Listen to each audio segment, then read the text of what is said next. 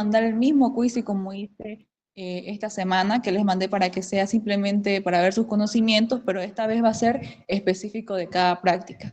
Eso se los mandaría el día viernes después de que hayamos avanzado para que se les quede también un poquito más, ya que esta materia es muy importante y pesada para cuando a ustedes les toque hacer su internado el siguiente semestre. Ya. Sin más que decir, vamos a comenzar. Primero vamos a ver lo que vendría a ser los pasos para realizar un análisis microbiológico. Esto lo vimos en Bacteriología 1. Sabemos que se hace un examen directo, se hacen las tinciones, ya sea de Gram o tinción de Ziel-Nielsen. Luego vamos a ver los medios de cultivo básicos en los que nosotros cultivamos, pruebas bioquímicas específicas para darle nombre y apellido a nuestra bacteria. Después de eso también hacemos lo que vendría a ser el antibiograma. Por eso les decía de que tanto es bacterio 1 como bacterio 2. Recuerden que bacterio 2 es netamente mecanismo de resistencias, antibiograma, etc. Más que todo también control de calidad. Vámonos a lo que vendría a ser el análisis bacteriológico. Microbiología va a englobar no solamente a las bacterias, chicos. Tienen que hacer recuerdo también que van a haber virus, como lo que vendría a ser el COVID, hepatitis, vamos a tener también hongos, que pueden ser, por ejemplo, de la piel, como los dermatofitos, también vamos a tener parásitos. Todo esto de aquí va a englobar la materia. La doctora avanza ya no especificando cada bacteria, sino de que la avanza como infecciones de ciertos sistemas, por ejemplo, del sistema renal, del aparato geniturinario, del aparato reproductor, más que todo haciendo énfasis en eso. Vámonos a lo que vendría a ser el análisis bacteriológico. Vamos a tener tres etapas: la etapa preanalítica, la etapa analítica y la etapa postanalítica. Esto es netamente en laboratorio. La más importante vendría a ser la etapa preanalítica, porque ya saben que si nosotros no tenemos una muestra representativa, cosa que ustedes también tienen que traer sus muestras, cuando tengan que traer sus muestras, nosotros vamos a hacer un comunicado en el grupo de laboratorio. Entonces, si nosotros no tenemos una muestra representativa, no vamos a poder aislar al germen o a la bacteria que estamos investigando, que es también la causante de la infección. Luego tenemos la etapa analítica, que aquí vendría a ser más que todas las pruebas que vamos a realizarle a nuestra muestra. Y la etapa postanalítica, que vendría a ser ya la última fase, que es transcribir nuestros resultados a un informe final. Todo esto es lo que consta un análisis microbiológico separado por pasos. Primeramente, el doctor o el médico va a hacer una evaluación clínica al paciente. El paciente va a llegar al hospital con dolor de garganta, puede llegar con fiebre, con rigidez de nuca, etc. Entonces, ¿qué va a hacer el médico? Va a hacer un examen médico y de ahí vamos a tener un diagnóstico presuntivo. Este diagnóstico presuntivo es el que pone el médico en la solicitud de laboratorio. Seguramente ustedes cuando fueron a sus prácticas vieron que cuando pedían ciertas pruebas decían, por ejemplo, dolor abdominal, posible hepatitis, posible infección, VIH, cosas así. Es un diagnóstico presuntivo, cosa que en laboratorio nosotros tenemos que confirmar si es realmente eso, esa enfermedad o esa patología la que tiene el paciente. El primer paso es la recolección de la muestra. Después tenemos el procesamiento de la muestra, si la vamos a tener que fraccionar, si la vamos a tener que centrifugar, etc. Después de eso, vamos a tener los pasos que lo vamos a ver, más que todo me interesa que ustedes sepan ahora o que recuerden cómo se hace el reporte o la interpretación de los resultados del examen directo, de la tinción de Gram, de la tinción de Ziel-Nielsen, de los medios de cultivo, tanto de las pruebas de identificación como del antibiograma. Luego viene la interpretación de los resultados y por último el informe final. Todo este proceso que vemos acá tiene un tiempo de duración ya sea de 2 a 3 días o de 48 a 72 horas. Eso se los va a explicar más la doctora el día jueves que se realice la primera clase. Un ratito voy a aceptar a sus compañeros. Vámonos con el primer paso del análisis microbiológico. Ya sabemos lo que es un examen directo, ¿no? Es directo, ¿por qué? Porque vemos la muestra entre el porta y el cubreobjeto. Como este es un examen en fresco, no quiero verlos en laboratorio, mira 100X, solamente se puede observar en 4, 10 y 40X. Esto lo vieron, si no me equivoco, en la materia de análisis clínico, etc. ¿Qué es lo que ustedes tienen que observar al momento de observar un examen directo? Las células epiteliales, los leucocitos, si ven hongos, también si ven parásitos, eritrocitos, cilindros o cristales.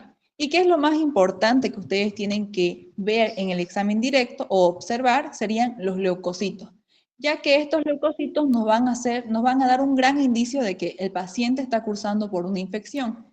Si nosotros vemos leucocitos normales, como vendría a ser unos 2 a 3 leucocitos por campo, entonces el paciente no está cursando por una infección, puede que tenga otra patología.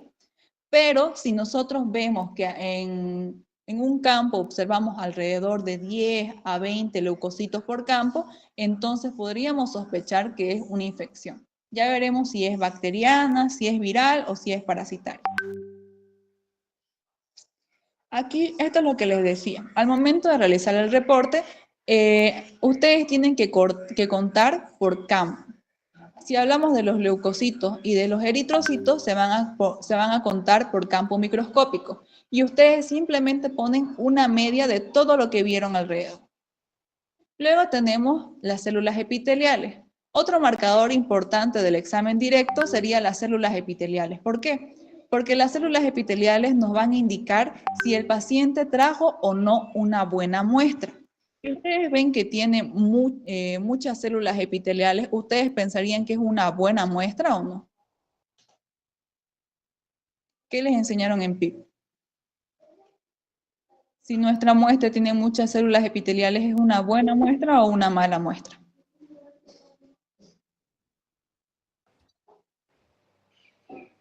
Una mala. Una mala muestra. Una buena muestra tendría que tener escasas células epiteliales, ya que si tuviera muchas células epiteliales o abundantes, nos indicaría que probablemente nuestra muestra está contaminada. Y eso no nos sirve para el análisis microbiológico. Luego tenemos los hongos. En los hongos nosotros vamos a poder ver aquí lo que vendría a ser levaduras que van a presentar esta bipartición o gemación, se le dice, a esta formación nueva de otra levadura, o también vamos a poder ver las pseudohifas que se pueden ver en forma de racimo. Estas de aquí también se reportan de la misma forma que las células epiteliales, escasas, regular y abundante. Vámonos con el segundo paso, que es la tinción de Gram. Recuerden que la tinción de Gram es uno de los primeros pasos para poder identificar a una bacteria, ya que dependiendo de lo que nosotros veamos en la tinción de Gram, vamos a dirigir todo el proceso para identificar el género y la especie de la bacteria. No le van a hacer a una bacteria Gram positiva una galería bioquímica, ¿no? Tampoco le van a hacer a una bacteria que sea un bacilo Gram negativo una prueba de bacitracina. Por eso les digo que es muy importante que ustedes sepan observar bien al momento de que sea la tinción de Gram. La morfología y la coloración, si es Gram positiva o si es Gram negativa. Y por la morfología me refiero a que tienen que identificar bien si son cocos, si son diplococos, si son cocobacilo, que es donde ustedes más se confunden. También si son bacilos, si son espiroquetas, etc. Vamos a tener que la tinción de Gram nosotros ocupamos 4 principales reactivos. El primero es el cristal violeta, que este es el principal colorante de la reacción. El tiempo es de 1 minuto, ¿ya? Después de que ustedes hicieron el frotis y colocaron lo que vendría a ser el colorante, es 1 minuto. Lo lavan y luego, ¿qué se coloca? El Lugol se coloca. Después de que colocaron el Lugol, este Lugol lo que va a hacer es de que va a actuar como un mordiente, quiere decir de que va a actuar de cierta forma que va a penetrar y va a volver insoluble, va a formar un complejo con el cristal violeta para que no se decolore con el alcohol acetona. El alcohol acetona lo que va a hacer es que va a decolorar todo lo que no, va a decolorar principalmente las bacterias que sean Gram negativas, ¿ya? Esto se debe principalmente a la composición de su pared, que es por peptidoglicano. Y por último tenemos la safranina. La safranina va a teñir netamente a las bacterias gram negativas. El tiempo para que ustedes realicen la tinción es de 1 minuto, 30 segundos, 30 segundos. ¿Ya? La safranina tiñe netamente a las gram negativas, que no se les olvide eso. Aquí tenemos algún ejemplo, por ejemplo, aquí tenemos diplococos gram negativos, aquí tenemos bacilos gram positivos. Luego tenemos la tinción de Ziel-Nielsen. Esta tinción vendría a ser diferencial y específica. Específica, ¿por qué? Porque nos va a ayudar a diferenciar e identificar a las bacterias que son ácido-alcohol resistentes. Esto también lo vimos en Bacteriología 1 cuando hablamos del bacilo de Koch o Mycobacterium tuberculosis. Este de aquí se realiza principalmente para el estudio de la baciloscopía buscando micobacterias. Ya sabemos el procedimiento, que nosotros utilizamos 3 reactivos principales, que el primero es la fucsinafenicada, aquí está, luego el alcohol ácido y por último el azul de metileno. Estas de aquí recuerden que tienen, a diferencia de la tinción de Gram, estas de aquí se tiñen con la fucsinafenicada por una razón, que es porque en su pared celular no van a tener lo que vendría a ser peptidolicano, sino de que en su pared celular van a tener principalmente ácidos grasos. Por eso es que nosotros los llevamos a flamear por mediante un mechero para que produzca esos vapores que nos indica que sí está penetrando la fucsinafenicada. Aquí nosotros no decimos que es un bacilo gram negativo, ¿ya? No porque se vea de color rojo quiere decir que sea un bacilo gram negativo, sino de que es un Mycobacterium ácido alcohol resistente. No quiero ver que en sus reportes pongan, por ejemplo, que es un bacilo gram negativo. No, aquí no se le da esa clasificación de gram positivo o gram negativo. En el reporte se va a reportar de 4 formas, que va a ser la primera, que es negativo, que cuando ustedes vean en todos los campos del microscopio no van a observar ni un bacilo ácido alcohol resistente, como lo vemos acá, que es de esta coloración roja.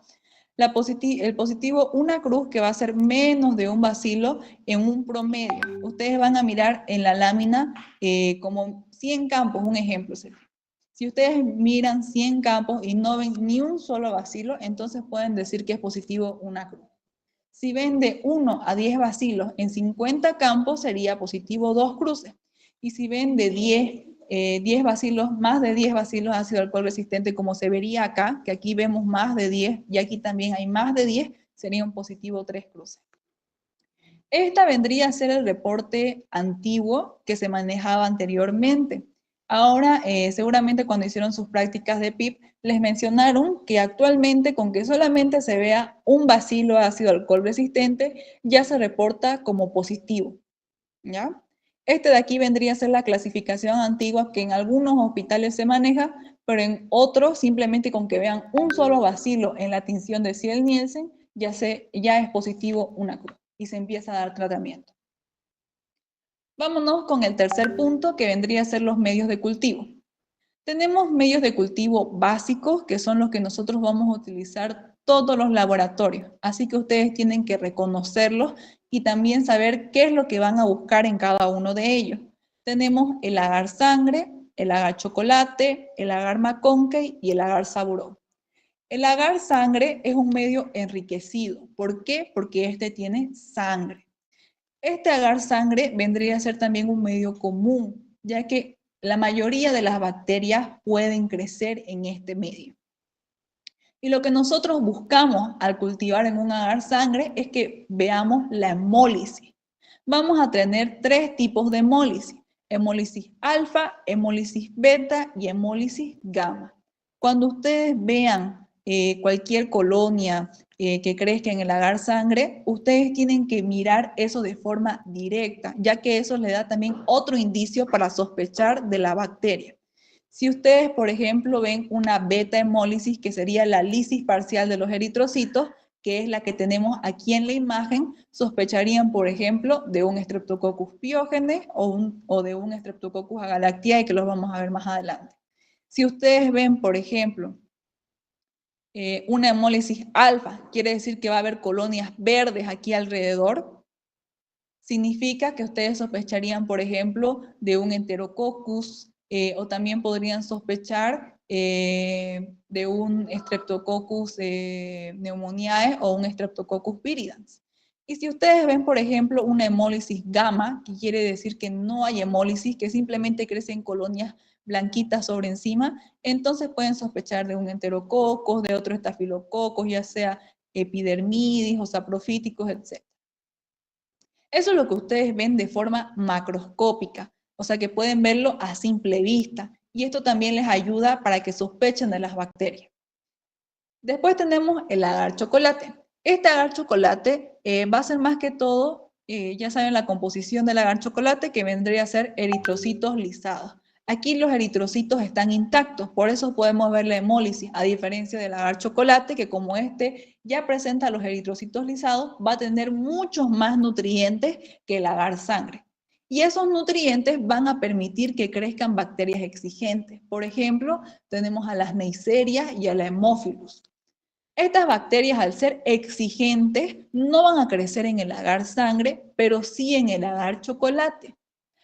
Por eso les digo que es muy importante que ustedes se guíen de lo que vean en el cultivo. Luego tenemos el agar McConkey, que seguramente eso lo vieron recién también el anterior semestre capaz, que sabemos que es un medio selectivo y diferencial ¿para quién? Para los bacilos gram negativos. En este caso sería la mayoría de las enterobacterias que las conocen así como la Escherichia coli, la Klebsiella, etc. Y este de aquí va a ser selectivo y diferencial porque va a inhibir el crecimiento de las gram positivas. Ninguna bacteria gram positiva va a poder crecer en este agar McConkey. Si hablamos de una gram negativa, sí se va a desarrollar. Y diferencial, ¿por qué? Porque este de aquí va a tener lo que vendría a ser un azúcar, va a tener la lactosa en su composición. Y eso va a hacer que si fermenta o no la lactosa, va a virar de un color o va a cambiar de color el medio.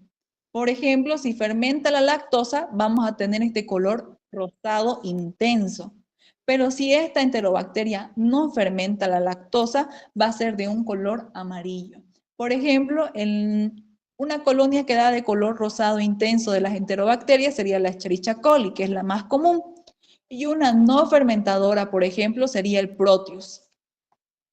Luego tenemos el agar saburot, que este lo conocieron ustedes en la materia de micología. Y este principalmente nos sirve para aislar infecciones causadas por hongos, infecciones micóticas. Ustedes van a poder ver de dos tipos de colonias. Vamos a poder ver colonias en forma levaduriforme, que van a aparecer lo mismo que unas colonias de bacterias, pero en agar saburot. Y también vamos a tener colonias filamentosas, que van a ser algodonosas o polvorulentas, como lo vieron en micología. Estos 4 medios son muy importantes ya que se hace para cada paciente. ¿Ya?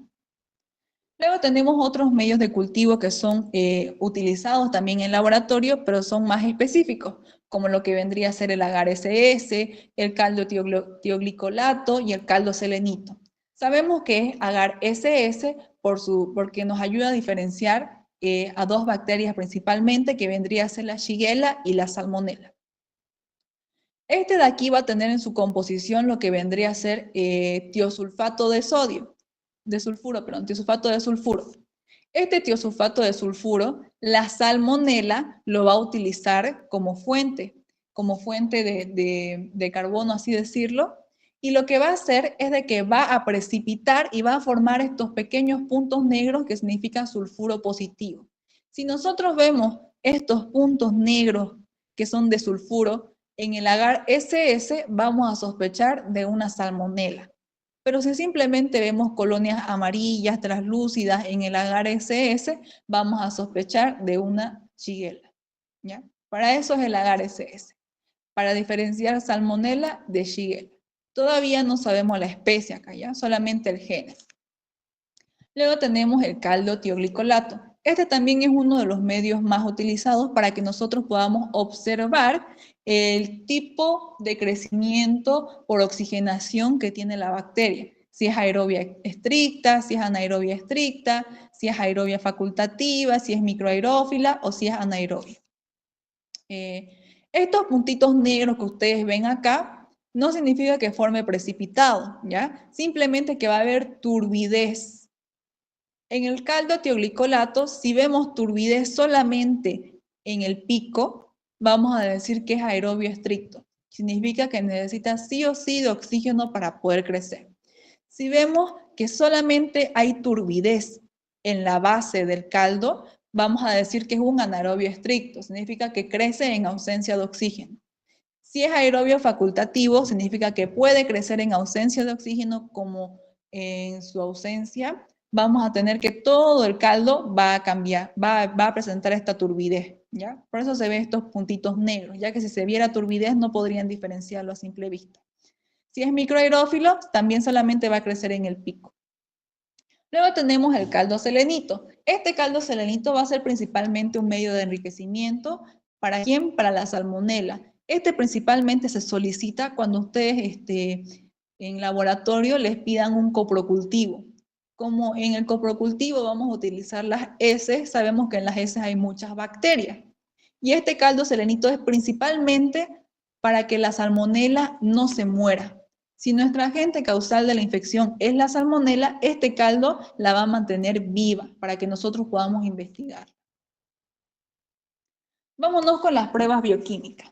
Vamos a tener pruebas bioquímicas para cocos gram positivos, para cocos gram negativos, para bacilos gram negativos, etc. Vamos a comenzar con los cocos gram positivos. Tenemos a una familia que es la familia más grande de lo que vendría a ser de los cocos gram positivos, que sería la familia Micrococaceae. Dentro de esta familia vamos a tener dos géneros. Vamos a tener al género Staphylococcus y Streptococcus, que son los más importantes. Sabemos que estáfilo viene su nombre porque su forma en la tinción de Gram va a ser en forma de racimo de uva, ¿ya? Y estrepto viene de lo que vendría a ser la palabra cadena. Significa que en la tinción de Gram nosotros vamos a ver estos Streptococcus en forma de cadena. Ya los estafilococos en forma de racimo de uva. Al ser gram positivos van a tener una coloración violeta.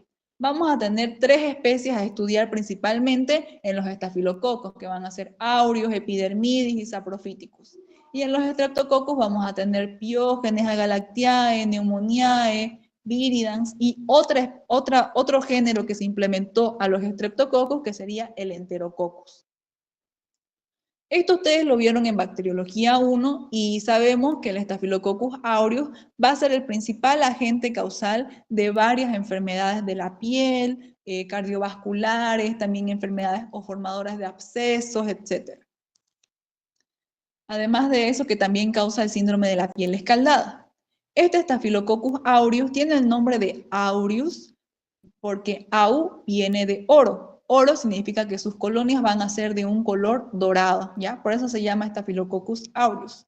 Y nosotros vamos a realizar pruebas de identificación de género y pruebas de identificación de especie. La prueba de identificación de género es la que nosotros vemos aquí arriba. Es la prueba de la catalasa. La prueba de la catalasa ya sabemos que consiste principalmente en colocar una gota de peróxido de H2O2 y una colonia encima de esa gota de peróxido. Si nosotros vemos la presencia de burbujeo, va a ser catalasa positiva. Y si nosotros vemos la ausencia de ese burbujeo, va a ser catalasa negativa. Esta prueba de género nos va a ayudar a diferenciar principalmente Staphylococcus de Streptococcus. Si es catalasa positiva, va a ser cualquiera de estas tres especies de Staphylococcus. Pero si es catalasa negativa, va a ser cualquiera de estas especies de Streptococcus, ¿ya? Una vez que tengamos, vamos a comenzar con los catalasa positiva. Una vez ya sepamos qué es catalasa positiva, vamos a sospechar de quién, de un Staphylococcus. Vamos a hacer pruebas principalmente para el Staphylococcus aureus porque es el principal agente causal de varias infecciones. Luego, para sospechar de Staphylococcus saprophyticus y Staphylococcus epidermidis. Las principales pruebas de identificación de especie para Staphylococcus aureus son tres. Vamos a utilizar la prueba de la coagulasa, la prueba de la DNasa y la prueba del mannitol salado. La de la coagulasa ya sabemos que vamos a utilizar principalmente suero, vamos a utilizar plasma. Y del plasma, si vamos a cultivar aquí un inóculo de una colonia de Staphylococcus aureus, y si vemos que si se forma un coágulo después de incubar a 24 horas, vamos a decir que es coagulasa positivo a Staphylococcus aureus. Y si no se forma un coágulo, vamos a decir que son coagulasa negativa y sospechamos de Staphylococcus epidermidis o Staphylococcus saprophyticus. Luego tenemos la prueba de la DNasa, que se utiliza un agar DNA que vamos a cultivar nosotros en forma vertical al Staphylococcus aureus y al día siguiente vamos a revelar con ácido clorhídrico la presencia de las colonias doradas.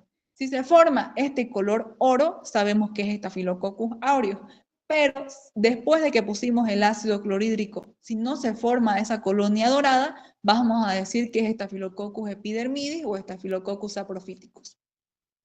Luego tenemos otro medio de cultivo selectivo y diferencial que va a ser el manitol salado. Los Staphylococcus principalmente se caracterizan también porque crecen en una concentración alta de sal, por eso es manitol salado. Y también va a contener manitol que nos va a indicar si lo va a fermentar o no el manitol, la bacteria. Si fermenta el manitol, va a cambiar a un color amarillo el medio de cultivo y eso significa que es Staphylococcus aureus. Pero si no fermenta el manitol, va a quedarse de un color rosado y vamos a decir que es Staphylococcus epidermidis o Staphylococcus saprophyticus. Sabemos que es Staphylococcus epidermidis porque está en nuestra flora normal de la piel, por eso es epidermis, y el saprofítico solamente causa una infección, que sería infección en el tracto urinario en mujeres en edad sexual activa. Y es saprofíticus porque principalmente sapro viene de saprófito. Significa que esta bacteria está afuera, no la tenemos nosotros en nuestro cuerpo. Y principalmente está habitada en animales muertos, ¿ya? Ya investigamos lo que vendría a ser Staphylococcus aureus, ¿no es? Ya vimos las 3 pruebas para identificar Staphylococcus aureus, que es coagulasa, DNasa y manitol. Y ahora nos falta diferenciar Staphylococcus epidermidis de Staphylococcus saprophyticus. Y para hacer eso nosotros utilizamos la prueba de la novobiosina. Si nosotros, no sé por qué se cambia. Nosotros vamos a utilizar un disco y este disco va a contener el antibiótico de la novobiosina. Si nosotros vemos que la bacteria crece a pesar de que nosotros le pusimos el antibiótico, significa que es resistente. Y eso nos va a dar indicio de que es Staphylococcus saprophyticus. Pero si nosotros vemos que se forma un halo alrededor del disco de antibiótico que nosotros pusimos en el agar, significa que es Staphylococcus epidermidis, así como lo vemos acá, fíjense. Aquí podemos ver en la imagen, en el lado izquierdo, perdón, que a la bacteria no le importó que pongamos el disco del antibiótico y creció. Creció alrededor y eso quiere decir que es resistente. Y al ser resistente, nosotros decimos que es Staphylococcus saprophyticus. Luego tenemos aquí el otro lado, en la derecha, que nosotros pusimos el disco, pero se formó un halo de inhibición alrededor, ese halo claro. Eso nos da indicio de que es sensible a la novobiosina y vamos a decir que es Staphylococcus epidermidis. Ya vimos todas las pruebas para Staphylococcus. Ahora nos vamos a ir al reporte para que se les quede. Al ser de género la catalasa, todas las especies de Staphylococcus van a dar positivo, todas van a dar la presencia de burbujeo. Coagulasa ya es una prueba de identificación de especie. Coagulasa, manitol salado, DNasa, novobiosina son todas de identificación de especie. Aquí podemos ver que la coagulasa solamente es positivo a Staphylococcus aureus, mientras que en saprofíticos y epidermidis es negativo, no se va a formar el coágulo. Luego tenemos que en el manitol salado, solo el Staphylococcus aureus va a fermentar el manitol y va a virar el medio a un color amarillo, mientras que saprofíticos y epidermidis no, van a tenerlo de un color rosado. Luego tenemos la prueba de la DNasa, que ya habíamos dicho que se revela el color dorado de las colonias en Staphylococcus aureus, mientras que en saprofíticos y epidermidis se mantienen de un color blanquecino incoloro. Luego tenemos la prueba de la novobiosina, que Saprophyticus nos sale resistente y Epidermidis nos sale sensible. Eso vendría a ser todo de Staphylococcus. Ahora nos vamos a las pruebas de Streptococcus. Como les decía, vamos a tener muchas especies de Streptococcus y agregando a esta el género Enterococcus. Vamos a tener la clasificación principal, que es la que seguía principalmente la mayoría de los laboratorios, que es la clasificación de Brown. Esta clasificación de Brown no va a ser más que nada que va a ayudar a diferenciar a las bacterias por medio de la producción de hemólisis, como lo vimos anteriormente en el agar sangre, ¿no ven? En función al tipo de hemólisis que produzca en el agar sangre, vamos a tener que van a ser beta hemolíticos, alfa hemolíticos y gamma hemolíticos. Si es beta hemolítico, como les decía, va a utilizar todos los eritrocitos para alrededor y los va a romper. Y eso va a hacer que se vea una zona clara alrededor, como lo vemos acá, que se ve translúcido, ¿no ve? Ya no se ve de un color rojo. Y es porque destruyó todos los eritrocitos a su alrededor para poder crecer. Y dentro de los beta hemolíticos tenemos al Streptococcus pyogenes y al Streptococcus agalactiae. Luego tenemos la alfa hemólisis, que va a ser la lisis parcial de los eritrocitos. Significa que utiliza los nutrientes de los nutricitos, pero no los rompe. Y por eso es que nosotros vemos esta coloración pardo-verduzca alrededor. Si ustedes ven este color verde en el agar sangre, van a sospechar de Streptococcus pneumoniae y de Streptococcus viridans. Pero si no ven ningún tipo de hemólisis, que vendría a ser la gamma hemólisis, van a ver estas colonias blanquecinas. Entonces van a sospechar del género Enterococcus. ¿Enterococcus qué? Ya sea Faecium, Faecalis, etc. Luego tenemos las pruebas de identificación de género y de especie. Ya sabemos que la de género va a ser la misma que para Staphylococcus, ¿no ve la que vimos acá? Va a ser catalasa. Y en la catalasa no va a haber la presencia de burbujeo, significa que es catalasa negativa. Una vez ya sabemos que es catalasa negativa, vamos a irnos a las pruebas de identificación de especie. Vamos a tener la prueba para alfa hemolíticos, para beta hemolíticos y para gamma hemolíticos. Cuando hablamos de los beta hemolíticos, vamos a tener dos pruebas, la prueba de la bacitracina y la prueba de CAM. La prueba de la bacitracina es principalmente para identificar al Streptococcus pyogenes y la prueba de CAM es para identificar al Streptococcus agalactiae, ¿ya? Solamente para beta hemolíticos son estas dos pruebas. La bacitracina tiene el mismo fundamento que la novobiosina, ¿ya? Vamos a tener un disco de bacitracina y si es sensible, significa que va a haber un halo de inhibición alrededor del disco, va a ser Streptococcus pyogenes. Pero si crece en todo el medio y no le importa que pongamos el disco, va a ser un Streptococcus agalactiae. Y para confirmar que es un Streptococcus agalactiae, nosotros realizamos la prueba de CAM. En la prueba de CAM va a consistir en que nosotros vamos a colocar una línea vertical de Staphylococcus aureus. El Staphylococcus aureus lo utilizamos porque este también es beta hemolítico, cosa que va a producir la misma hemólisis que el Streptococcus agalactiae. Y vamos a colocar la cepa sospechosa de Streptococcus agalactiae de forma horizontal, llegando cerca a la línea del Staphylococcus aureus. Si nosotros vamos a ver que es CAM positivo, va a ser porque vamos a ver la presencia de sinergismo. Este sinergismo quiere decir de que va a potenciar la hemólisis que se va a producir por el Staphylococcus aureus y el Streptococcus agalactiae. Y eso nos va a dar a entender que va a haber un fenómeno en forma de flecha. A eso nosotros le decimos sinergismo. Si no fuera el Streptococcus agalactiae, no se va a formar ese fenómeno en forma de flecha como lo vemos acá. Es positivo cuando hay la flecha y negativo cuando hay la ausencia de la flecha. Luego tenemos las pruebas para los alfa hemolíticos y es solamente una, la prueba de la optoquina. Va a tener el mismo fundamento que de la bacitracina. Vamos a tener un disco de optoquina y vamos a cultivar de forma masiva en el agar sangre y vamos a ver la sensibilidad o la resistencia ante la optoquina. Si es sensible, si se forma un halo alrededor, va a ser Streptococcus pneumoniae. Pero si es resistente, significa que creció en todo el medio, va a ser Streptococcus viridans. Y por último tenemos las pruebas de identificación para los gamma hemolíticos. Estos de aquí van a ser los enterococos. Como les decía, el principal que vamos a estudiar es el Enterococcus faecalis. El Enterococcus faecalis va a tener dos pruebas para identificar su especie.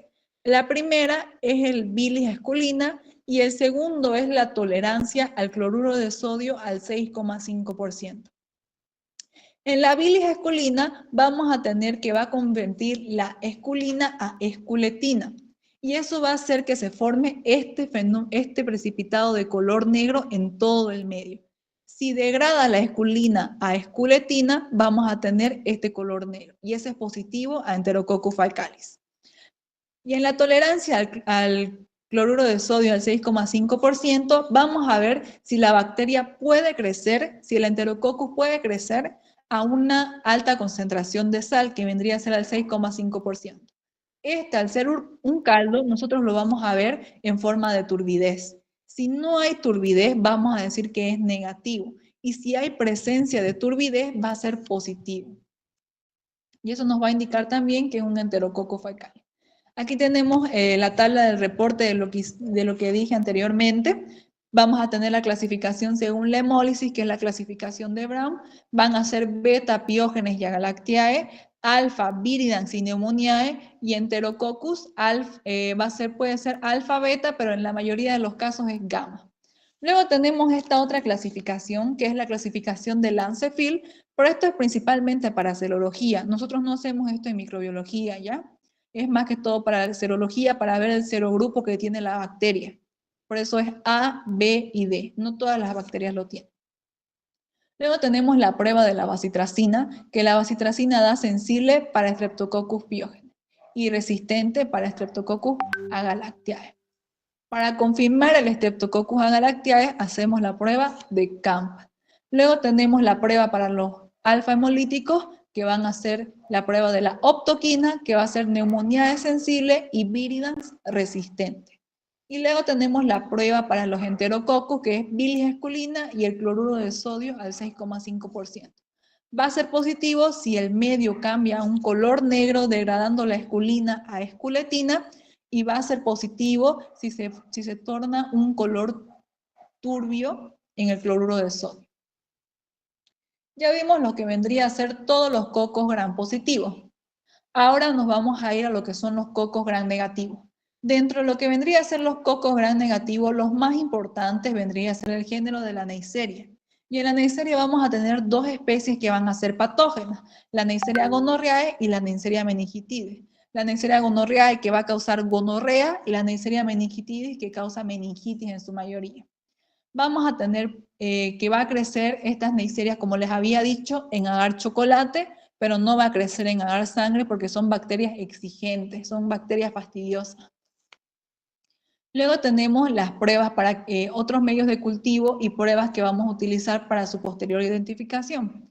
Tenemos el agar Taller-Martin. Este agar Taller-Martin va a estar enriquecido también con lo que vendría a ser Isobitalex y va a tener esta triada de antibióticos que vendría a ser vancomicina, cisteína, etc. Y esto de aquí va a hacer que no crezcan los cocos gram positivos. Esto lo que va a hacer es que nos va a permitir aislar las bacterias de forma selectiva. Nosotros aquí parece que no hay crecimiento, pero en realidad así son las colonias de las Neisserias. Son colonias grisáceas, pequeñas, que están aisladas en puntitos chiquititos, ¿ya? Muchas veces parece que no crece, pero al ser unas colonias tan pequeñas de la Neisseria, son muy difíciles de identificar. Luego tenemos la prueba de identificación de género. Habíamos visto que para los cocos gram positivos era la prueba de la catalasa, ¿no? Para los cocos gram negativos es la prueba de la oxidasa. Antes nosotros utilizábamos un disco, ¿no ve? Y de ese disco, si veíamos que cambiaba color fucsia, era oxidasa positivo. Pero ahora nosotros manejamos lo que vendría a ser las tiras reactivas, que van a tener el mismo fundamento.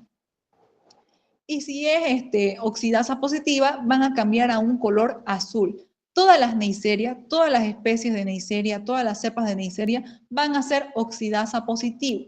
Si es oxidasa negativo, entonces sospecharían de otra bacteria, ¿ya? Todas las especies de Neisseria son oxidasa positiva. Una vez hicimos la prueba de identificación de género, nos vamos a las pruebas de identificación de especie. Nosotros vamos a utilizar lo que vendría a ser la galería de fermentación de azúcares CTA. CTA es cisteína, tripteína, agar, ¿ya? Esto de aquí va a consistir en que va a tener 5 azúcares, vamos a tener glucosa, maltosa, sacarosa, fructosa y lactosa, y vamos a ver si fermenta la cisteína junto al azúcar que está ocupando el medio.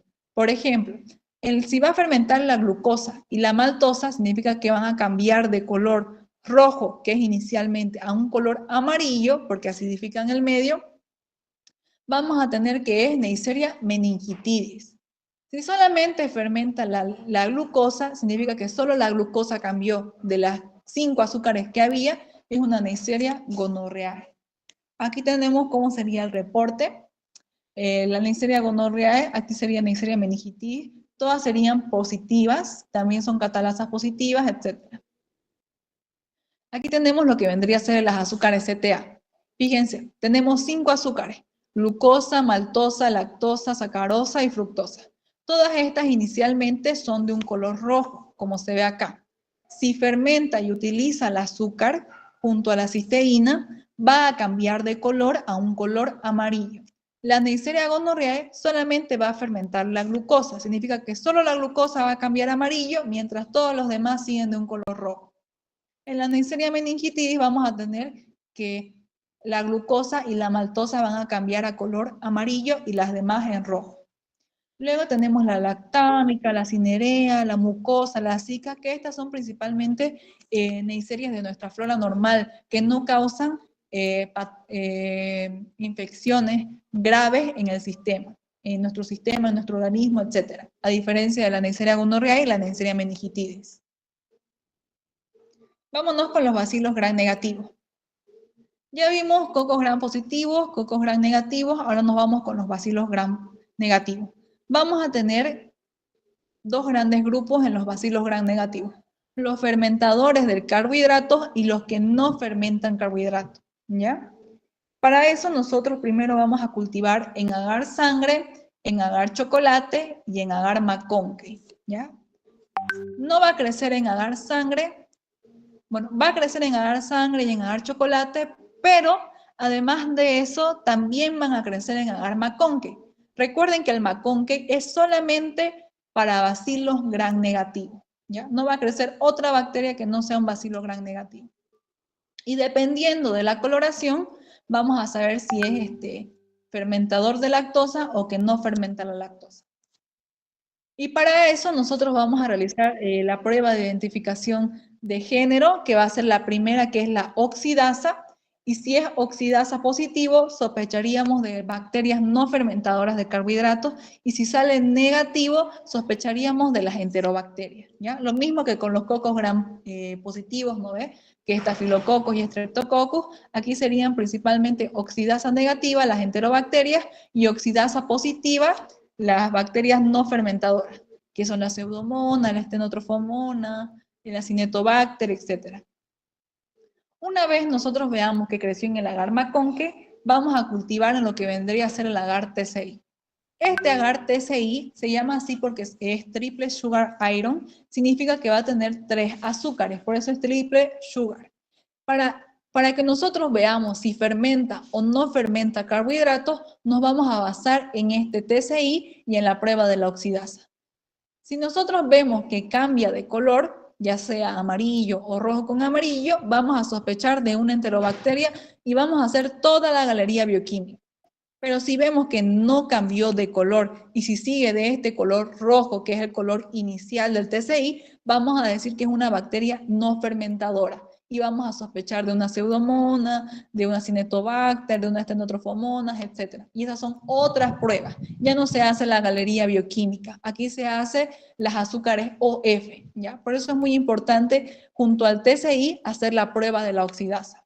Vamos a irnos primero con las que son las fermentadoras, que van a ser todas las enterobacterias que las conocen: Escherichia coli, Klebsiella pneumoniae, Proteus, Serratia, Yersinia, etc. Todas esas de ahí son fermentadoras, ya sea de una o de dos azúcares. Vamos a irnos con sus pruebas bioquímicas para especies. Y estas van a ser la galería bioquímica, que es toda esta que ven acá. Vamos a ir viendo lo que vendría a ser el reporte, ya que eso es lo que más se le dificulta al momento de realizar sus informes y en el examen de la galería bioquímica. La galería bioquímica va a constar de 5 agares. El primero es el agar TCI, luego tenemos el agar hierro-lisina, el agar citrato de Simons, el agar urea y por último tenemos el zinc, ¿ya? Todos estos 5 forman la galería bioquímica y tenemos que observar estos 5 tubos, estos 5 agares, para poder darles nombre y apellido a la enterobacteria. Vámonos con el agar TCI. TCI les decía que se llama así porque es triple sugar iron, significa que tiene 3 azúcares en su composición.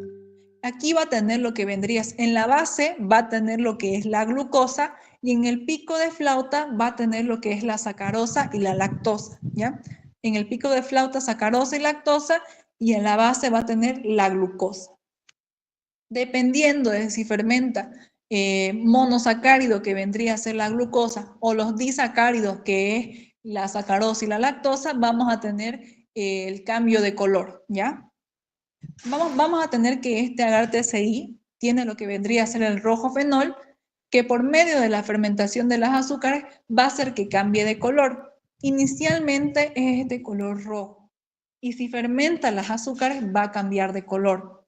Esa es una de las propiedades que nosotros vamos a ver en el agar TCI. Vamos a ver la fermentación de los carbohidratos. Vamos a tener si es ácido, significa que fermentó todo el tubo, así como lo vemos acá. Y va a cambiar el color del medio a color amarillo. Amarillo en la base y amarillo en el pico. Significa que fermentó los 3 azúcares.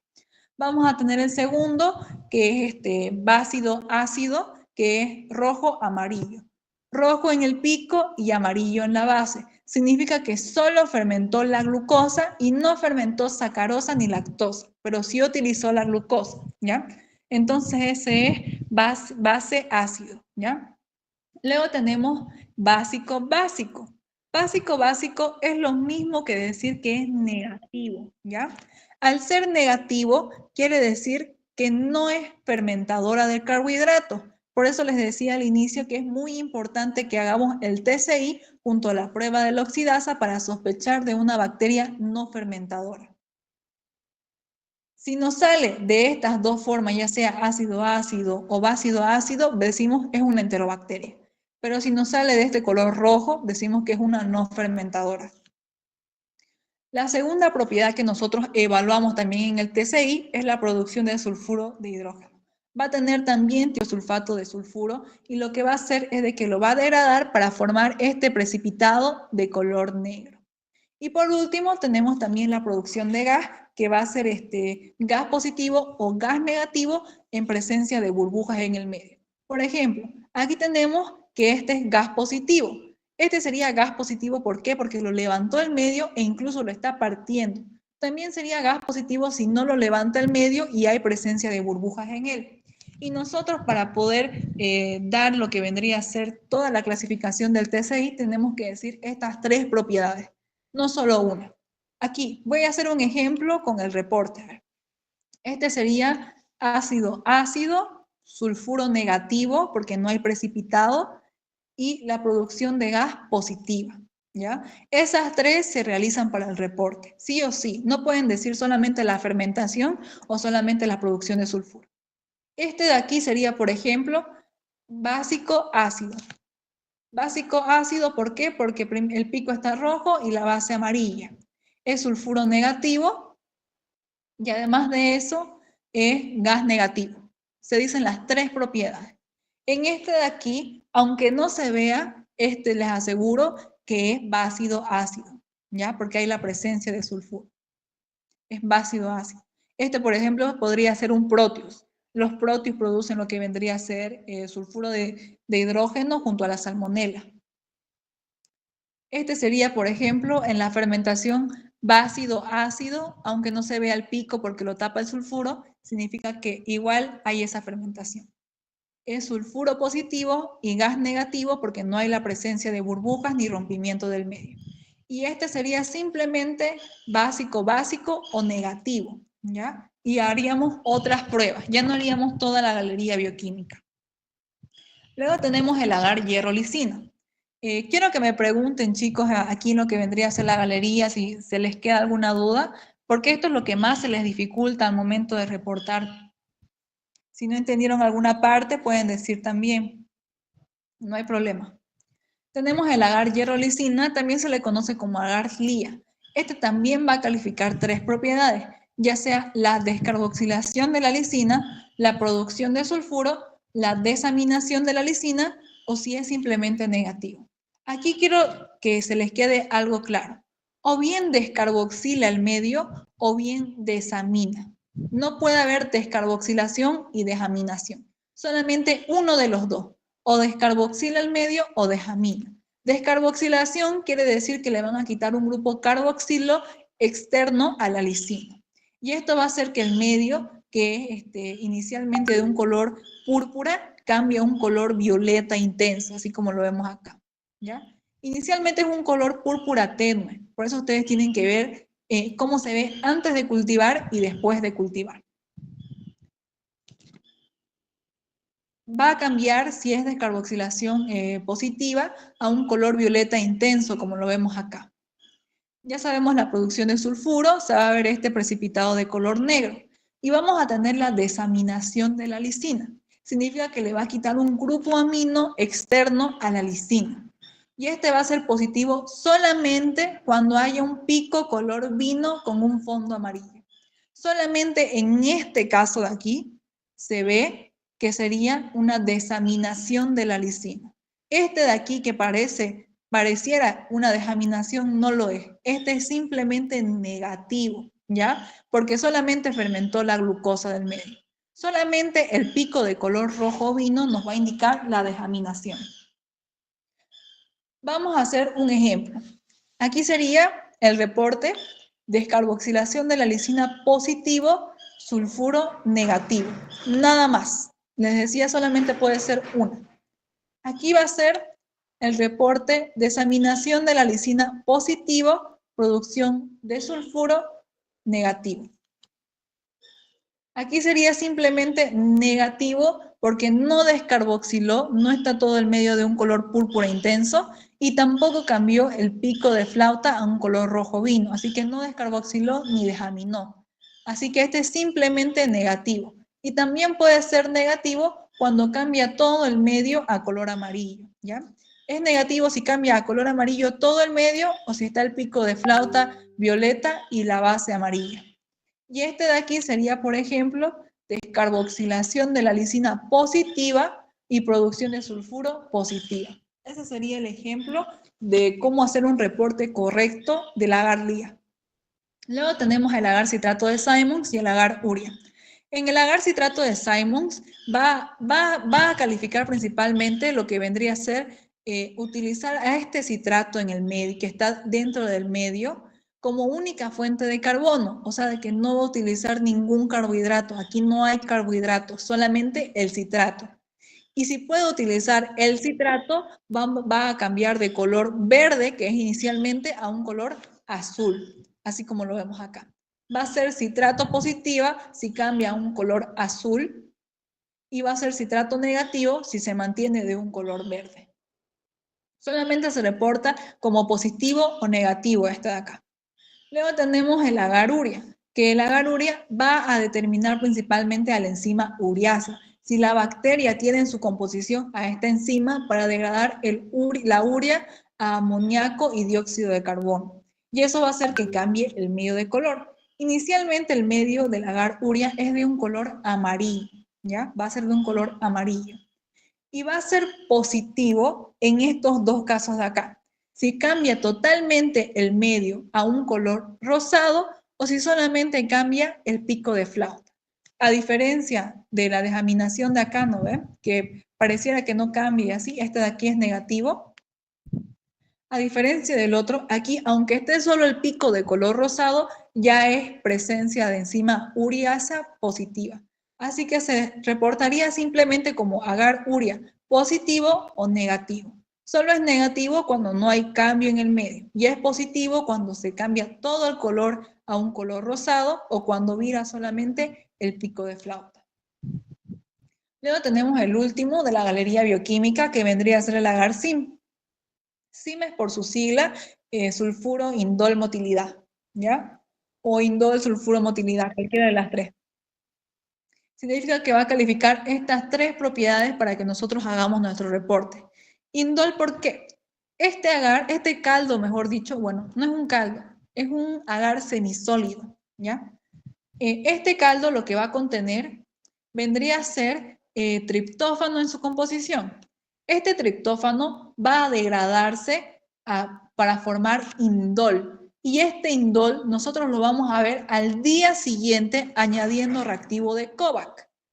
Cuando ustedes hagan su galería bioquímica solo, ustedes van a tener que ir a pedir el reactivo de Kovac para revelar si tiene este anillo de color rojo o si no lo tiene. El reactivo, con el reactivo de Kovac. Si tiene esta formación de anillo de color rojo intenso, es indol positivo. Pero si no se forma el anillo, así como lo vemos acá, ¿no ven? Que no hay formación de anillo color rojo, es indol negativo. Luego tenemos la producción de sulfuro de hidrógeno, que va a ser la presencia del precipitado negro, así como lo vemos acá, y va a ser este de aquí, por ejemplo, sulfuro positivo, y estos de acá, sulfuro negativo, porque no hay el precipitado de color negro. Luego tenemos la motilidad, que como les decía, que al ser semisólido, nosotros vamos a poder ver simplemente si el medio cambia de un color incolor, así como lo vemos acá, que es translúcido, a turbio, ¿ya? Esto de aquí principalmente se hace por técnica de pinchazo. Si ustedes ven, por ejemplo, en este caso de acá se ve bien, que simplemente hay crecimiento en la zona del pinchazo, así como acá, es motilidad negativa, ¿ya?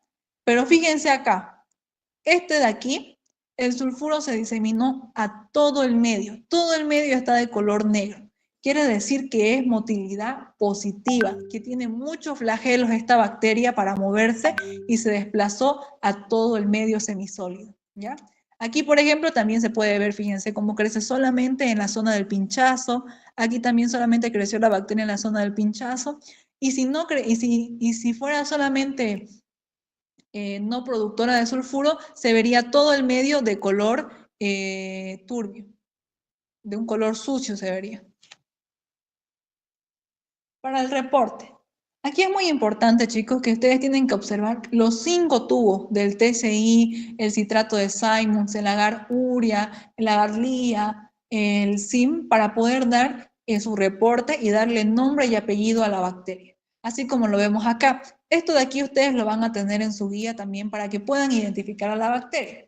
Por ejemplo, aquí sería ácido-ácido, este es un citrato de Simons positivo, este es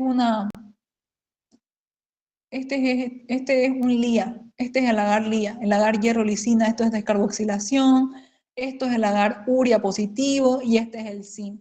Ven cómo en todos cambia y en algunos hay la producción de sulfuro, en algunos no, en algunos sí cambia el citrato y en otros es negativo, como en este caso de acá que es verde. Por ejemplo, en el Proteus aquí se va a ver la desaminación de la agar LIA, como les mostraba, también en el Advarcel, en el Proteus, en Mirabilis y en el Proteus vulgaris. Tienen que ver todos los agares para poder dar nombre y apellido a su bacteria. Pero esto simplemente, chicos, es para dar un diagnóstico presuntivo, ya que recuerden que las enterobacterias son principalmente flora normal de nuestro tracto gastrointestinal, principalmente del tracto gastrointestinal del intestino grueso. Y estas de aquí son principalmente comensales, significa que nosotros la tenemos en nuestro organismo y no vamos a poder diferenciarlo solamente con la galería bioquímica si es patógena la bacteria o no. Y si fuera patógena, nosotros tenemos que hacer pruebas que vendrían a ser pruebas serológicas. Por ejemplo, la reacción de Vidal, que sería para la salmonelosis, etcétera. Muchas pruebas serológicas para confirmar que la bacteria es patógena, ¿ya? Simplemente nosotros le damos nombre y apellido con la galería bioquímica. Pero para confirmar si es patógena o no, hacemos pruebas serológicas. No nos basta simplemente con la galería bioquímica. Ahora vámonos con los bacilos gram negativos no fermentadores. Ya vimos todo lo que eran los fermentadores, que son todas las enterobacterias. Ahora nos vamos a los que son los no fermentadores. Todos estos de aquí van a ser TCI, base, significa que no van a cambiar, van a ser TCI negativo, va a seguir de este color rojo y van a ser oxidasa positivo o también pueden ser oxidasa negativa. Principalmente las pseudomonas son todas oxidasa positivas junto a los acinetobacter, mientras que hay otras especies de las bacterias no fermentadoras que son oxidasa negativa, como la estenotropomona o la burkholderia, etc. Vamos a ver primero medios de cultivo que utilizamos para poder identificar, que son selectivos y diferenciales para Pseudomonas. Tenemos el agarkin A y el agarkin B. El agarkin A seguramente lo vieron, el agarkin B algunos con la doctora Sandy. El agarkin A va a ser principalmente para aislar lo que vendría a ser a la Pseudomonas aeruginosa, ¿ya? Y este de aquí va a tener en su composición un compuesto, un producto que va a reaccionar ante un pigmento que tiene la bacteria, que este pigmento es la pioverdina. Gracias a esta pioverdina nosotros vamos a poder ver estas colonias de color mucilaginosas de un color verde. También en el agar sangre se ven de un color verde con gris y amarillo, ¿ya? Y tienen un olor a fruta característico de la Pseudomonas aeruginosa. Mientras que el agar King B es un medio principalmente para la Pseudomonas florens. Esta Pseudomonas florens va a tener un pigmento también, que a diferencia de la pioverdina de la Pseudomonas aeruginosa, va a ser la fluoresceína. Esta fluoresceína nosotros no la vamos a poder ver a simple vista. Va a parecer que no creció nada en el agar, pero eso se debe a que solamente la vamos a poder ver con luz ultravioleta. Por eso se ve de un color fluorescente acá, porque se está viendo con luz ultravioleta. Si ustedes la ven con luz normal, va a parecer que no hay crecimiento. Solamente con la luz ultravioleta se va a revelar este color azul brillante. Vámonos con las pruebas de identificación de especie. En las pruebas de identificación de especie vamos a utilizar lo que vendría a ser las azúcares OF o las azúcares de Hughes-Lassen. Se supone que estas no fermentan azúcares, ¿no ven? Pero esto se debe a que vamos a utilizar azúcar a un porcentaje mínimo, a un porcentaje de 0,5 a 1%, para ver si la bacteria va a oxidar o fermentar el medio. Por eso se llaman azúcares OF o azúcares oxidación, fermentación, como lo ven acá. Vamos a calificar el metabolismo de las bacterias, si van a tener un metabolismo oxidativo o si van a tener un metabolismo fermentativo. Para eso nosotros vamos a utilizar también 5 azúcares por duplicado. Significa que vamos a tener 2 glucosas, 2 sacarosas, 2 maltosas, 2 lactosas, 2 fructosas, etc. A eso nos referimos por duplicado. ¿Y por qué lo hacemos por duplicado? Porque en uno vamos a evaluar la oxidación y en el otro vamos a evaluar la fermentación. Recuerden que para que haya oxidación tiene que haber oxígeno, pueda oxidar el medio, oxidar el azúcar por medio del oxígeno. Entonces, este tubo de acá, que va a ser, por ejemplo, la glucosa, va a estar con la tapa semiabierta. A diferencia de la glucosa que vamos a evaluar la fermentación, esta tiene que estar sellada porque recuerden que los procesos fermentativos ocurren en la ausencia de oxígeno, como la producción del vino, ¿no ve? Que hicieron para bromatología, si no, bioquímica de los alimentos creo que hicieron para bioquímica de los alimentos, lo hicieron en procesos de anaerobiosis para que fermente. Por eso es que nosotros lo tapamos con parafina, con vela, ¿ya? Cerramos tanto el medio como la tapa para que no entre nada de oxígeno y veamos si la bacteria puede fermentar o no el azúcar. Por eso es que hacemos por duplicado. Una que va a tener la parafina, una glucosa que tenga, la parafina y una glucosa que no tenga la parafina. Para que nosotros podamos hacer el reporte, tenemos que saber que inicialmente las azúcares OF son de un color verde. Y nosotros vamos a evaluar al día siguiente si oxida o fermenta dependiendo del tubo que cambie de color. Por ejemplo, si cambió de color el que estaba con la tapa abierta, vamos a decir que es un proceso oxidativo. Y si cambió de color tanto la que estaba abierta como la que estaba con la parafina sellada, vamos a decir que es un proceso fermentativo, porque puede tanto oxidar, puede también en presencia de oxígeno y en ausencia de oxígeno fermentar, ¿ya? Por eso es fermentativo. Así como lo vemos acá. Vamos a tener, por ejemplo, este es el ejemplo de la glucosa. Si no cambia de color al día siguiente y se mantiene verde en los dos, ya sea en el tubo con sin parafina y con parafina, vamos a decir que es negativo, que no utiliza la glucosa. Si cambia de color a un color amarillo, vamos a decir que es ácido. Vamos a tener la A, ¿ya? A de amarillo. También podemos calificar lo que vendría a ser que van a haber burbujas en el medio, ¿ya? Eso sería en el caso de la estenotrofomona, que vamos a ver que el medio va a presentar unas pequeñas burbujas leves. Y esa va a ser AG, significa que va a estar amarillo y con burbujas en medio. Y en el caso de que no cambie de color, va a ser de color, va a ser con la inicial K, ¿ya? Va a ser, significa esa K alcalino, que va a mantener ese color. Por ejemplo, aquí sería oxidativo, ¿por qué? Porque en el tubo sin parafina, el que estaba con oxígeno, sí cambió de color, pero en el tubo que estaba con la parafina, que era para ver la fermentación, entonces no cambió de color y entonces por eso es oxidativo. Significa que es positivo o negativo, o otra forma de decirlo sería AK, ¿ya? A de ácido y K de alcalino. AK sería otra forma de clasificarlo. Luego tenemos este de aquí que sería el ejemplo de fermentativo, que tanto el tubo que estaba con la tapa floja como el tubo que estaba sellado de la glucosa cambiaron los dos y sería fermentativo positivo positivo o fermentativo AA, ¿ya? Sería lo mismo que utilizamos para lo del TCI, ¿no ve? Que era ácido ácido, ácido base, pero aquí cambian las letras. Aquí sería AK y aquí sería AA. Eso sería para la identificación de las bacterias no fermentadoras, los bacilos no fermentadores.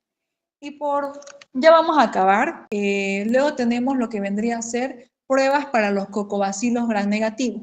Estoy haciendo principalmente, les estoy explicando lo que vamos a ver más que todo en laboratorio. Claro que hay otras pruebas que me gustaría volver a enseñarles, como sería el test de amina, la disbacteriosis, todo eso, pero eso lo vamos a tener que ver en el laboratorio porque no se puede abarcar todo, porque es mucho conocimiento para que recuerden, ¿ya? Yo les recomiendo que vayan leyendo de su libro, de su guía de Bacterio 2, para poder recordar qué es una disbacteriosis, para poder ver en qué caso hacemos el test de aminas, etc. Vamos ahora sí con los cocobacilos gram negativos.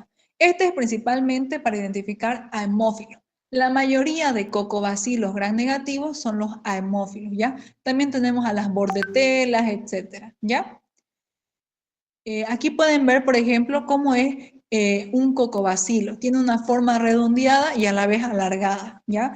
Este de aquí lo confunden mucho con la Neisseria. Por eso les decía que es muy importante que ustedes sepan identificar la morfología al momento de hacer la tinción de grano. El hemófilo se va a caracterizar porque es una bacteria, al igual que la Neisseria, fastidiosa, exigente, por lo que no va a crecer en agar sangre. ¿Por qué? Porque no tiene los suficientes nutrientes para que pueda crecer. Pero sí va a crecer en agar chocolate, porque recuerden que el agar chocolate tiene el eritrocito lisado. El eritrocito ya va a estar libre. Todos los nutrientes que habían dentro del eritrocito van a estar en el medio. Y por eso sí va a crecer en el agar chocolate. Y lo que le va a caracterizar a la hemófilos influenzae en el agar chocolate es que también va a tener colonias pequeñas, pero estas van a tener una forma en gota de rocío, como si estuvieran dispersadas, separadas y blanquecinas. El hemófilos, principalmente para hacer la prueba de identificación de género, acuérdense de la Neisseria. En la Neisseria nosotros hacíamos oxidasa para la identificación de género, ¿no ves? Pero todas las Neisserias eran oxidasa positiva. A diferencia de la hemófilos, nos va a dar una oxidasa negativa, significa que la oxidasa está ausente. Entonces, eso también sería otro indicador para que hagamos pruebas para identificar a hemófilos, ya sea influenzae, parainfluenzae, etc. Una vez que hicimos la prueba de identificación de género, que era la oxidasa, vamos a sospechar de un hemófilo y vamos a hacer para eso pruebas de identificación de especies. La principal prueba de identificación de especies son las pruebas de los factores, ¿no ve? Eso ustedes también lo vieron en Bacterio 2, que el hemófilus crece en la presencia de factor 10 y 5, ya sea factor 10, factor 5 o los dos. El que estos de aquí, estos factores, nosotros lo podemos encontrar también en discos o en láminas, así como lo vemos en esta forma de acá. Pero estos de aquí son muy caros, ¿ya? Al ser caros son muy difíciles de hacer estas pruebas. Pero para eso nosotros nos ayudamos con otras bacterias. Por ejemplo, en el caso de Haemophilus influenzae. El Haemophilus influenzae va a utilizar lo que vendría a ser el factor 10, que el factor 10 va a estar dentro de los glóbulos rojos. Ustedes dirán, ¿por qué estamos ocupando agar sangre si se supone que no crecen agar sangre? Porque el factor 10 va a estar dentro de los eritrocitos del agar sangre. Por eso es que crece en el agar chocolate, ¿ya? Porque aquí está ese factor 10 libre. Entonces, como les decía, ese factor 10 va a estar aquí dentro del eritrocito. El factor 10 se lo conoce como hemina, ¿ya? Se le da el nombre de hemina o también como factor 10. Y el factor 5, que vendría a ser el NAD, que es nicotinamida adenina dinucleótido, que vendría a ser un nutriente o una fuerza de energía, así decirlo, como el ATP. Y para eso nosotros vamos a utilizar una cepa, que vendría a ser el Staphylococcus aureus. Recuerden que el Staphylococcus aureus es beta hemolítico, ¿no ve? Entonces va a romper todos los eritrocitos que estén alrededor de esa cepa. Y aparte de eso, el Staphylococcus aureus va a producir el NAD. Quiere decir que ya vamos a tener el factor 5 y el factor 10 dentro de esta agar. Y nosotros vamos a cultivar en todo el medio primero, lo que vendría a ser nuestra cepa sospechosa, y en medio el Staphylococcus aureus. Si nosotros vemos que solo hay crecimiento en la zona de la beta hemólisis y son colonias pequeñas, vamos a confirmar que es Haemophilus influenzae. Pero si nosotros vemos que crece en todo el agar y no hay diferencia entre el aureus y la beta hemólisis y las colonias, no vamos a decir que no es una hemófilo. Puede ser otra bacteria como una bordetella, etc. Luego tenemos otras dos especies que vendrían a ser el Haemophilus ducreyi y el Haemophilus parainfluenzae. Estas de aquí también utilizan factores, pero solo el influenzae ocupa el factor 10 y el 5. El Haemophilus ducreyi va a utilizar el factor 10, el factor que va a estar dentro del eritrocito. Para eso nosotros vamos a utilizar un disco, ¿ya? Un disco que va a tener el factor 10. Mientras que el Haemophilus parainfluenzae va a utilizar lo que vendría a ser el factor 5, como lo vemos acá. Y solamente va a haber crecimiento alrededor de ese factor. ¿Ven? Por ejemplo, este de aquí sería Haemophilus ducreyi, porque solo crece alrededor del factor 10, pero no crece en el factor 5. Este de aquí sería Haemophilus parainfluenzae. ¿Por qué? Porque solo crece alrededor del factor 5, pero no en el factor 10. Y este de aquí, que está el 10 y el 5 y crece en medio, sería el Haemophilus influenzae, porque necesita de los dos para poder crecer. Recuerden, 10 Haemophilus ducreyi, 5 Haemophilus parainfluenzae y 10 y 5 Haemophilus parainfluenzae. Ya sabemos que la Haemophilus influenzae puede causar meningitis, amigdalitis, etc. El Haemophilus parainfluenzae también. El Haemophilus ducreyi principalmente va a causar chancro, etc. Aquí tenemos un reporte de cómo sería. Fíjense lo que les acabo de explicar. El Haemophilus influenzae va a ser positivo en el factor 10 y 5 porque va a crecer. El Haemophilus ducreyi solamente en el factor 10 y no en el factor 5. Y el Haemophilus parainfluenzae no en el factor 10 y sí en el factor 5. ¿Ya? Vámonos con lo último, que va a ser antibiograma. Vamos a tener otra clase que va a ser netamente de puros mecanismos de resistencia, porque seguramente si les pregunto ahora y también por la encuesta, me puede dar cuenta que se les dificulta mucho lo que vendría a ser los mecanismos de resistencia. Vámonos con el antibiograma. El método que nosotros utilizamos es el método de difusión. Este también se le conoce como el método de Kirby-Bauer. Y este de aquí se va a basar en un inóculo que va a estar en un gradiente de concentración específico que vamos a cuantificar en el espectrofotómetro o también en un Starfax, ¿ya? Espectrofotómetro o Starfax, ¿ya? El mecanismo de estos de aquí es el mismo. Vamos a utilizar lo que vendría a ser la escala de McFarland, ¿ya? Esta escala de McFarland no va a ser otra más que decirnos que va a haber una cantidad de inóculo de colonia específico para que haya una difusión correcta de los antibióticos. Quiere decir que si nosotros, por ejemplo, nos pasamos de esta escala que vendría a ser 0,5, podría darnos una falsa resistencia. Si nosotros ponemos 0,4, por ejemplo, nos daría una falsa sensibilidad al antibiótico. Por eso es que nosotros trabajamos con una escala específica. Y en el espectrofotómetro vamos a trabajar una absorbancia de 625 nanómetros y ustedes tienen que buscar que esté entre 0,80 a 0,10, a 0,100, perdón. De 0,80 a 0,100. No puede estar bajo de 0,80 perdón, 0,08, no puede estar más bajo de 0,08 porque les decía que puede dar una falsa sensibilidad y tampoco puede estar más alto de 0,10 porque puede dar una falsa resistencia y eso va a ser fatal para nuestro paciente, ¿ya? Por eso es muy importante respetar los límites que nos da este señor que es McFarland. El procedimiento que nosotros hacemos, principalmente con una asa, vamos a recoger las colonias, principalmente utilizamos 2 colonias grandes o 3 a 4 si son colonias pequeñas, como es el caso de la Neisseria, ¿ya? Vamos a hacer un inóculo en lo que vendría a ser en una solución con Solfi estéril. Este inóculo nosotros lo vamos a batir y después de eso nosotros vamos a hacer la lectura ya sea en el Starfax o en el espectrofotómetro. Si es en el espectrofotómetro vamos a utilizar una cubeta y si es en el Starfax simplemente con el tubo de ensayo que estamos utilizando.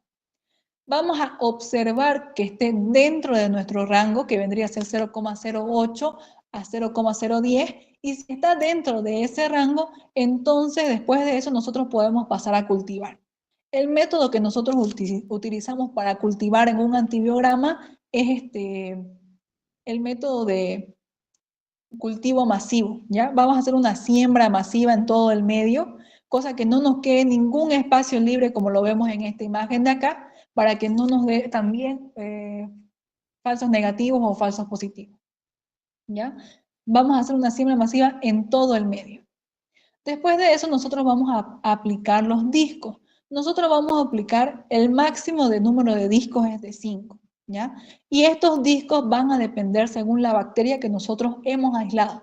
No va a ser el mismo antibiograma para cocos gram positivos que utilizamos eritromicina, vancomicina, linezolid, etcétera, a los antibióticos que nosotros utilizamos para bacilos gram negativos. Por ejemplo, en bacilos gram negativos utilizamos cefalosporinas como la ceftriaxona, el imipenem, etcétera, ¿ya? No van a ser los mismos antibióticos que utilizamos para gram positivos que para gram negativos, ¿ya? Por eso les decía que vamos a tener una clase netamente de eso, porque es extenso. Una vez nosotros hayamos colocado los discos, vamos a respetar que tengan un diámetro de 2 centímetros, de 2 a 2,5 centímetros. Lo dejamos reposar y ya después de eso, al otro día, vemos la lectura. Vamos a ver si hay sensibilidad, como se ve acá, que hay un halo, o vamos a ver si es resistente, como en estos dos extremos de acá, que creció la bacteria. O sea, no hay un halo de inhibición. Y este reporte de acá nosotros lo vamos a hacer de 3 formas. Si es sensible, si es intermedio o si es resistente. Si es sensible a tal antibiótico, por ejemplo, si es sensible a la penicilina, si es resistente a la penicilina, etc. Sensible, por ejemplo, va a ser de que este paciente va a poder ser tratado con ese antibiótico. Quiere decir de que la bacteria va a dejar de crecer, va a matar a la bacteria y nuestro paciente se va a curar. Cosa que nosotros podemos darle ese tratamiento, ese antibiótico a nuestro paciente. Si es intermedio, quiere decir que principalmente va a haber cepas que van a inhibir las concentraciones del antibiótico. Quiere decir que va a haber cepas que puedan inducir más cierto antibiótico como la penicilina o menos el antibiótico, ¿ya? Por eso de aquí nosotros, para lo que vendría a ser grado intermedio, damos principalmente lo que vendría a ser una dosis aumentada. Por ejemplo, si le iban a dar una penicilina, ponerle de 50, le damos una de 100, porque tiene que tener una capacidad máxima para que no se induzca a la resistencia. Luego tenemos el resistente, que estas principalmente son cepas que crecen a pesar de que haya un antibiótico. Quiere decir que nosotros, por más de que le demos este antibiótico a nuestro paciente, si es resistente a ese, no le va a hacer nada, no se va a curar y nuestro paciente va a seguir empeorando, va a seguir enfermo, por lo que no es indicado darle a ese paciente ese tratamiento. Por eso es muy importante que ustedes sepan leer cuándo es sensible, cuándo es intermedio y cuándo es resistente, ¿ya? Ya que depende de eso el tratamiento del paciente y también depende de eso si el paciente mejora o no. Ya. Eso sería todo. No sé si tienen alguna duda, alguna pregunta. Después de esto vamos a tener un examen previo que vamos a tomar cada clase. De esta clase que tuvimos el día de hoy va a haber un examen la otra semana. Voy a pasar el material en PDF para que puedan estudiar y también voy a pasar el formato del informe. De este material de aquí no van a hacer el informe, ¿ya? Desde la primera práctica, que es hemocultivo, desde esa práctica ustedes van a realizar su informe y presentarlo cada clase, ¿ya? ¿Tienen alguna otra duda o pregunta? Las clases con la doctora también comienzan la otra semana.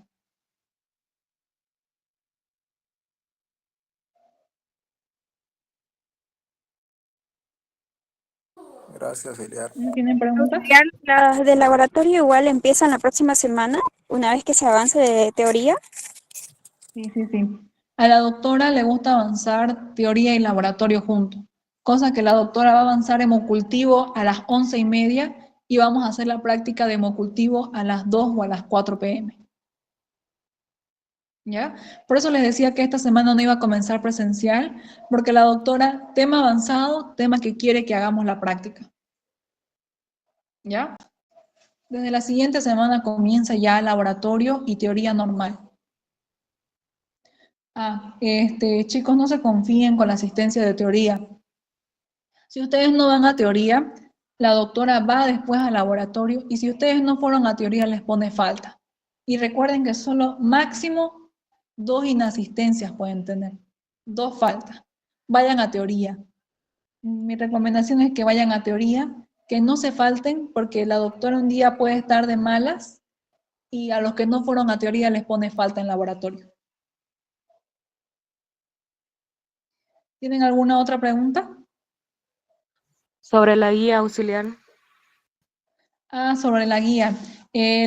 La doctora el día de la clase seguramente, bueno, no, la doctora la voy a añadir al grupo general que tenemos ya de teoría y ahí la doctora va a mandar una lista que Juguetitos. ustedes tienen que No, eso es rellenar lo que esos autos merecen mejores para que la corredores. doctora pueda imprimir las guías y entregárselas